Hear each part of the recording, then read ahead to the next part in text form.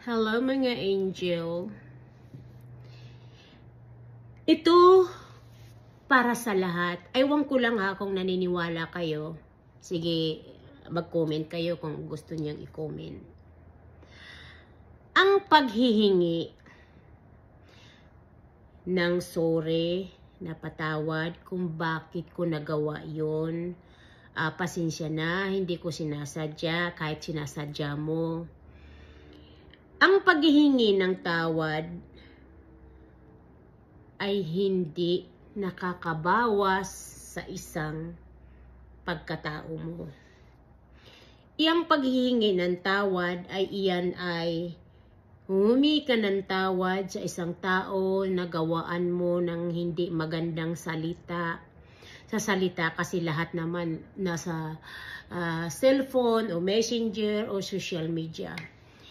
Iyan ay hindi nababawasan ng pagkatao mo. Halimbawa, may kamag-anak ka na nagsusuporta sa'yo.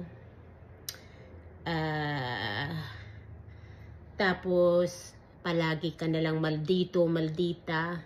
Palagi mong ikaw na nga ang sinusuportahan.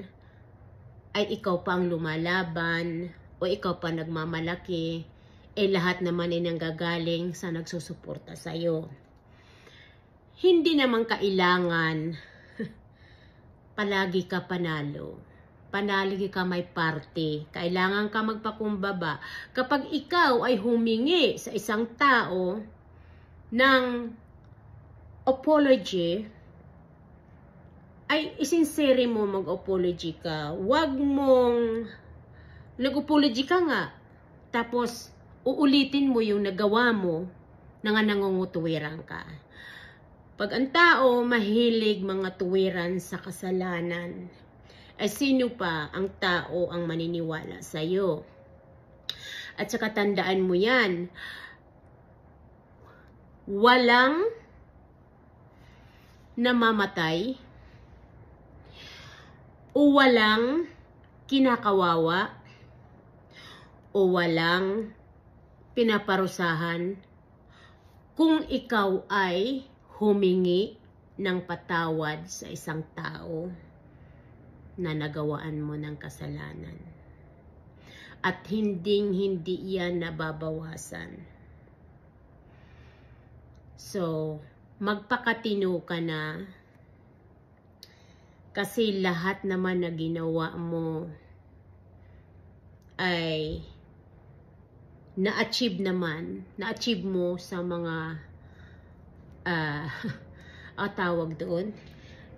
Ang hirap kasi magsalita kung hindi mo talagang gustong pangalanan yung pangalan ng tao, 'di ba? So yun lang sana magpakatino ka na. Kung gusto mong bumalik ang puso ko sa iyo at gusto mong makabalik sa puso ko, magpakatino ka.